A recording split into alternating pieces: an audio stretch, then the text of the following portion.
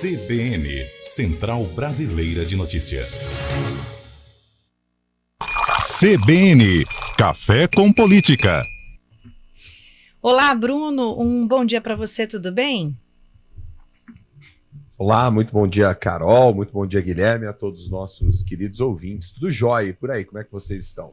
Aqui a gente tem assunto para a semana toda, porque o Legislativo entrou em recesso, mas os temas e as consequências de alguns atos, projetos e temas, esses eles ficam em aberto. Então a gente tem uma semana inteira aí para conversar.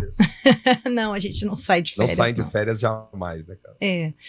A gente hoje reservou aqui uma reportagem do Guilherme Leal, porque é um problema recorrente e ele tem seus desdobramentos. Os bairros enfrentam sempre questões envolvendo asfalto ou envolvendo infraestrutura. Moradores da região do Jardim São Judas Tadeu, satélite Íris aqui, estão há alguns anos esperando pela duplicação da Avenida Deputado Luiz Eduardo Magalhães. O Guilherme foi lá conversar e conhecer a realidade para a gente poder falar sobre políticas públicas e as perspectivas. Vamos acompanhar. Em 2016, a prefeitura começou uma obra para fazer a pavimentação de diversas ruas do bairro. O asfalto chegou, mas a duplicação da Avenida Deputado Luiz Eduardo Magalhães, não. A obra ajudaria a melhorar o trânsito, que é bastante intenso no local. De acordo com a INDEC, o volume de carros na via e também na rua Mário Scolari, sentido centro-bairro, tem em média mais de 47 mil veículos por dia útil. Esse volume todo ajuda a explicar os problemas, como afirma o empresário Adriano de Souza, que passa por ali todos os dias. Aqui é horrível, cara. De manhã cedo aqui para sair, eu saio para trabalhar agora, 8, 8h30. Principalmente naquele pedaço de baixo lá da nave-mãe ali. Vai ajudar bastante. Porque fizeram até ali, né? Só por causa do condomínio ali, daquele bairro novo. Eu pensei que fosse fazer tudo, né? Mas parou. No trecho em frente ao Cemitério das Flores, os moradores também reclamam da falta de sinalização. Os pedestres também são prejudicados. A auxiliar de cozinha Daniela dos Reis pega o ônibus para o trabalho todo dia no local e sabe bem como é difícil. Caos. Não respeita o pedestre, não dá espaço para a gente passar. Principalmente aqui que tem esse cemitério, pessoas de idade, quando tenta passar, não consegue, não tem sinalização e as que tem já está apagada e ninguém respeita. Porque se o ônibus para aqui, os outros carros não param, tentam cortar, né? A sinalização aqui, principalmente na frente do cemitério, é horrível. Em nota, a prefeitura afirmou que a Secretaria de Infraestrutura tem um projeto sendo elaborado para a conclusão da drenagem e duplicação da Avenida Deputado Luiz Eduardo Magalhães. A previsão é iniciar a obra no começo do ano que vem. De Campinas, Guilherme Leal. Esse tema, aliás, nos últimos meses o prefeito de Campinas, Dário Saad, enfrentou várias polêmicas relacionadas à infraestrutura, a obras na cidade, o asfalto, inclusive em regiões onde ou no histórico houve invasão ou a cidade expandiu de forma desorganizada, acaba sempre virando pauta de todos os prefeitos. É bem desafiador, e aqui a gente não quer, lógico, arrumar desculpas para os prefeitos da região, mas é desafiador, Bruno, você ter sempre essas questões de infraestrutura ali na caneta e nos documentos, no orçamento do executivo? Quase insolúvel o problema, né, Carol, quando a gente olha principalmente à luz daquilo que sai do poder público, né? O que eu digo que sai do poder público?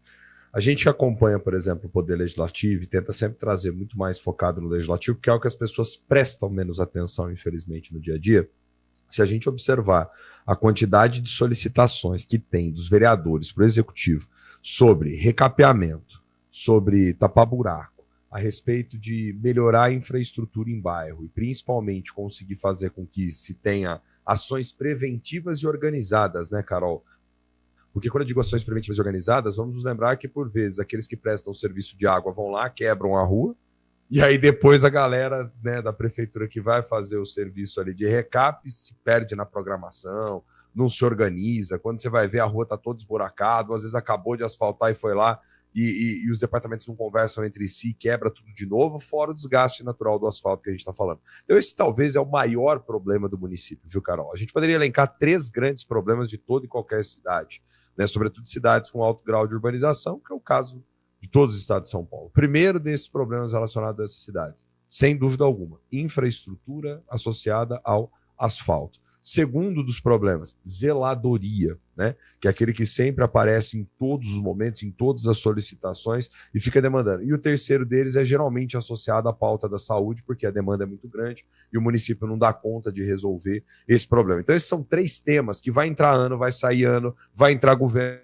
vai mudar vereador, vai entrar prefeito e vai ser a mesma coisa. Ano que vem, quando a gente tiver nas eleições municipais, vai ter um monte de debate, de discussão envolvendo bairros que não foram recapeados, bairros que têm a sua infraestrutura ali toda sem manutenção há muito tempo, praças que por vezes estão em situação de abandono. Então eu penso que assim, o executivo que conseguiu um dia elaborar um plano mais crível no que diz respeito a fazer as manutenções preventivas de maneira adequada, talvez possa minimizar um pouco esse problema lá na frente, né? Porque aí o que acontece? O poder público ele corre atrás de resolver o problema quando o custo para resolver ele já é muito mais alto. Então, ao invés de tentar se programar, equipe, pessoal, demandar isso, fazer orçamento, resolver esse problema lá na frente. Isso é um problema crônico. Bruno, e esses bairros, né, geralmente mais afastados, quando tem algum tipo de problema do tipo, não tem muito o que os moradores fazerem, né? A gente vê de vez em quando eles fecham ali uma rodovia, queimam pneus, etc., mas para chamar a atenção da sociedade em geral para esse tema, do governo, mas no fim isso não gera muito efeito prático, infelizmente, né? E, Guilherme, eu vou ser bem sincero para você, para muitos nem interessa resolver efetivamente ou de vez esse problema, viu? Porque isso acaba servindo como correia de transmissão para alimentar a vinda de verba de deputado, para depois ir lá e levantar a bandeirinha e dizer, olha, recebemos recurso do asfalto do deputado fulano de tal, do partido ciclano, do apoiador do vereador X, né, do parceiro do prefeito. Por quê? Porque isso também é um ativo político, vamos dizer assim, na cidade, né? Quem não precisa de melhorias no asfalto hoje em dia? E detalhe, quando chega nas eleições, às vezes vem aquelas verbas maiores, porque aí os prefeitos pressionam de maneira mais pesada os parlamentares para fazer a liberação de emendas na forma principalmente de recepção de algo que é visível, sabe? O asfalto, a quadra que estava detonada e de repente arruma, a pracinha que estava abandonada, aí todo mundo vai lá e faz o serviço de zeladoria que precisava, principalmente próximo das vésperas de eleição. Para quê? Para dar aquela impressão de que, olha, estamos trabalhando, estamos fazendo, olha, estamos entregando agora. Isso independe de governo, independe de momento. É todo ano eleitoral é a mesma história. Então, assim, arrisco dizer quase que com margem de 100% que ano que vem a gente começa a ver várias obras que estão aí paradas, várias das obras de recapeamento, de tapar buraco, começa a funcionar de maneira eficiente quando é junho, mais ou menos, maio, junho do ano que vem para frente. Ainda mais ano de eleição municipal, né? Então, esse é que é o ponto, né? Porque aí os prefeitos também vão cobrar conta, né? Dos deputados, falar, e aí?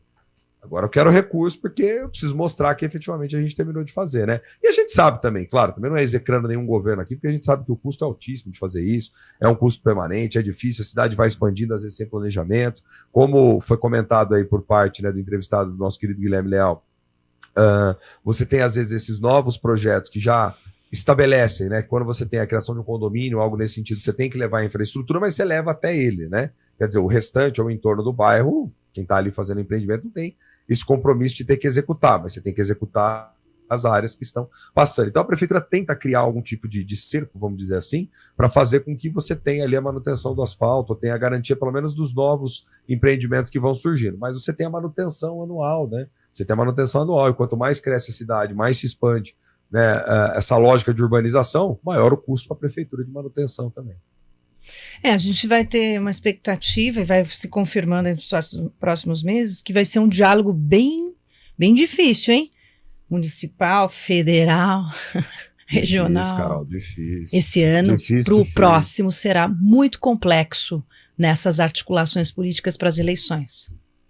Difícil, viu, Carol? Difícil, no final das contas, o que a galera vai querer é recurso chegando no município, né? E aí, é claro, a gente começa a ver a briga nas... Desculpa te cortar, é que tivemos umas amostras, né? Gratuitas esses últimos dias aqui em Campinas. Tá só começando, viu, Carol? Tá só começando, viu? Você vai ver ano que vem, porque aí começa a queda de braço, o governo do estado, quem são os apoiadores, o governo federal que tem interesse também em recuperar muitas das áreas, principalmente São Paulo, né? Se a gente parar para observar um voo panorâmico, o PT, por exemplo, diminuiu demais nas cidades, né? São Paulo ele é quase praticamente algumas poucas ilhas perdidas pelo Campinas, interior, né? de fato, deve estar nesse panorama deles, porque Campinas incomoda bastante o Partido dos Trabalhadores. Sim. Eles perderam muitos Desde anos lá de trás, a adesão. desde lá de trás, quando perderam o controle do executivo, né? Depois Foi. nunca mais conseguiram fazer um prefeito diretamente, né? Então é isso que a gente fala. Tem muito interesse. Vamos ver. Tomara que se for por bem da cidade em alguma medida, né? Porque aqui também não se trata de falar de verba ilícita, não é isso.